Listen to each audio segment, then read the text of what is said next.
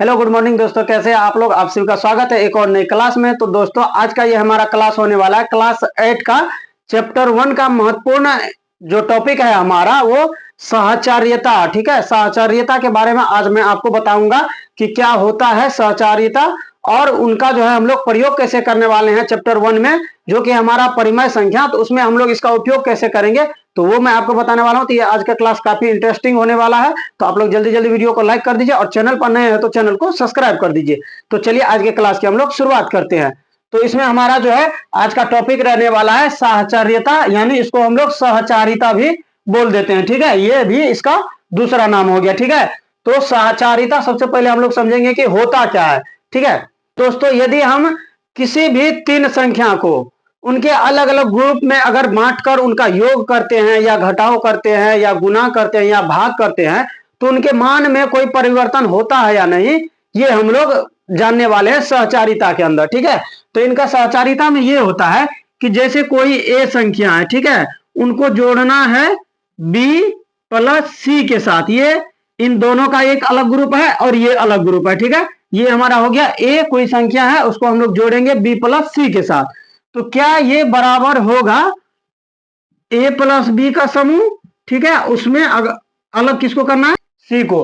ठीक है, तो ये देखिए यही होता है सहचारिता। यदि कोई तीन संख्या है, जैसे ए अलग है और बी प्लस सी एक जगह है, ये एक ग्रुप में है और ये ए अलग है, तो सहचारिता का मतलब ये होता है कि यदि इन दोनों का ग्रुप बना हुआ है यहाँ पर, तो इसमें से हम क्या करेंगे, किसी एक को ए के साथ लाएंगे। तो यहाँ पर देखिए हम बी को क्या किए, ए के साथ यहाँ पर ग्रुप बना दिए और सी को क्या किए, अलग कर दिए। तो क्या ये दोनों बराबर होगा, तो यही होता है सहचारिता। ठीक है, इसमें हमारा जो है तीन टॉपिक रहने वाला है। सबसे पहला हो जाएगा हम लोग का पूर्ण संख्या के बारे में। ठीक है, पूर्ण संख्या, पूर्ण संख्या का सहचारिता हम लोग पढ़ने वाले हैं। दूसरा हमारा क्या रहने वाला है, पूर्णांक संख्या का। ठीक है, पूर्णांक संख्या का। और हमारा जो है तीसरा जो रहने वाला है, जो सबसे इंपॉर्टेंट है हमारा, वो परिमेय संख्या, परिमेय संख्या का सहचारिता। ठीक है, यहाँ पर हम लोग तीन पॉइंट के बारे में आज हम लोग पढ़ने वाले हैं। तो सहचारिता में हम लोग क्या पढ़ने वाले हैं, सबसे पहला पूर्ण संख्या का सहचारिता और पूर्णांक संख्या का सहचारिता, और लास्ट जो हमारा सबसे इंपॉर्टेंट है ये परिमेय संख्या का सहचारिता, क्योंकि ये हमारा चैप्टर ही है परिमेय संख्या। ठीक है, तो जो कुछ भी हम लोग पढ़ेंगे इसमें परिमेय संख्या के लिए वो काफी इंपॉर्टेंट होगा। ठीक है, सबसे पहला हम लोग समझते हैं कि पूर्ण संख्या का सहचारिता योग के रूप में क्या होता है और घटाव के रूप में क्या होता है, गुना के रूप में क्या होता है और भागा के रूप में क्या होता है। तो चलिए आज का हम लोग पहला स्टार्ट करते हैं। तो यहां पर देखिए हमने चार तालिकाएं बना दी। सबसे पहला हम लोग समझने वाले हैं कि पूर्ण संख्या का योग के रूप में कैसा होगा, व्यवकलन के रूप में कैसा होगा, गुणन के रूप में कैसा होगा और भाग के रूप में कैसा होगा। तो व्यवकलन को हम लोग क्या बोलते हैं, घटाना। ठीक है, घटाओ जिसको बोलते हैं आप, यही हो गया हमारा व्यवकलन। ठीक है, तो सबसे पहला हमारा क्या रहने वाला है यहाँ पर, पूर्ण संख्या। कौन सा, पूर्ण संख्या का। ठीक है, पूर्ण संख्या के चारों पॉइंट के बारे में हम लोग इसमें जानने वाले हैं एग्जाम्पल के साथ। तो चलिए जैसे सबसे पहले हम योग करते हैं। ठीक है, सबसे पहले हम योग के रूप में चेक करते हैं कि ये हमारा सहचारिता का नियम पालन करता है या नहीं। तो पूर्ण संख्या के लिए सबसे पहला हमारा क्या आ जाएगा, योग। ठीक है, तो चलिए हम कोई दो पूर्ण संख्या लेते हैं। जैसे हमारा एक आ गया 5 और दूसरा क्या आ गया 2 और तीसरा क्या आ गया 3। ठीक है, ये हमने 3 ले लिया। इसमें क्या करना है कि आपको 2 का ग्रुपिंग बनाना है। तो इसका आंसर कितना हो जाएगा, देखिए 5 और 2 प्लस 3, ये भी 5 हो गया, 5 5 10 आ गया इसका आंसर। ठीक है, तो चलिए अब इसका जो है हम क्या करते हैं, सहचारिता। सहचारिता करने का मतलब क्या हो गया कि इसके समूह में बदलाव करना। ठीक है, अब जो है यहाँ पर 2 3 का समूह बना हुआ था। ठीक है, ये कोष्ठ में जो है ये समूह हो गया। अब क्या करते हैं, हम 2 को 5 के समूह में लाते हैं। ठीक है, तो इस बार हम लोग क्या करेंगे, 5 प्लस 2 को एक साथ रखेंगे एक समूह में और प्लस का 3 करेंगे। तो ये देखिए 5 और 2 7 हो गया हमारा, 7 प्लस 3 ये 10 आ गया। तो यहां पर देख लीजिए इसका क्या निष्कर्ष निकल के आया। इसका निष्कर्ष क्या निकलेगा, पूर्ण संख्या का योग सहचारिता है, सहचारिता होता है। ठीक है, ये आ गया हमारा, इसका निष्कर्ष क्या निकल गया कि पूर्ण संख्या का योग सहचारिता होता है, मतलब क्या, ये सहचर गुण का पालन करता है। तो अब हम लोग इसको समझने वाले हैं घटाओ के रूप में। यहाँ पर 3 पूर्ण संख्या लेना है, ठीक है, सहचारिता में हमको 3 कम से कम लेना है। तो चलिए हम कोई 3 पूर्ण संख्या लेते हैं, ठीक है। तो सबसे पहले आ गया हमारा 5, इसको घटाना है किसके ग्रुप के साथ, दूसरा आ गया हमारा 0, और तीसरा क्या आ गया हमारा, यहां पर ले लेते हैं हम 3, ठीक है। तो यहां पर देखिए, यहां पे हमने इसका ग्रुपिंग कर दिया, इसका आंसर कितना आ जाएगा हमारा, देखिए तो जैसे 5 में से हमको घटाना है, ये दोनों का एक ग्रुप हो गया, तो ये -0 और -3, ये -3 आ गया, और -3 और माइनस, यहाँ पे माइनस माइनस प्लस आ जाएगा, और +5, ठीक है। तो 3 और 5, यहाँ पर 8 आ गया निकल के। अब इसी का हम लोग क्या करेंगे कि सहचारिता करेंगे, यानी इसके समूह में बदलाव करेंगे। तो हम लोग को घटाना है 5 में से 0, ये अलग हो गया, और इसमें से घटाना है हमको 3, ठीक है। तो अब हम क्या किए, 0 को 5 के ग्रुप में ला लिए। तो अब क्या हो जाएगा हमारा, 5 में से 0 हो गया, 5 हो गया, और 5 में से 3 घटेगा, तो ये 2 आ गया हमारा।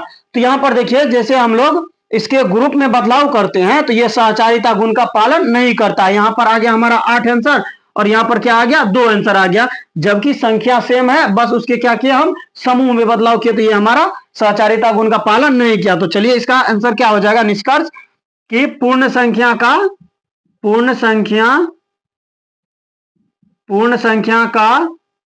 व्यवकलन, ठीक है, सहचारिता नहीं होता है, ठीक है।